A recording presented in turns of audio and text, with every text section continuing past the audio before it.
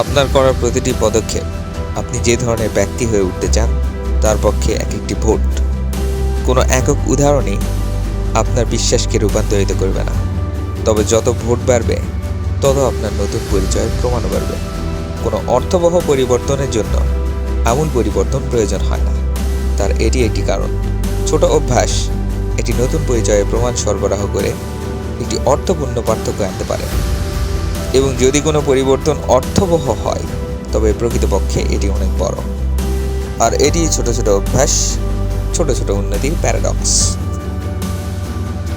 Collected from Atomic Habits by James clear.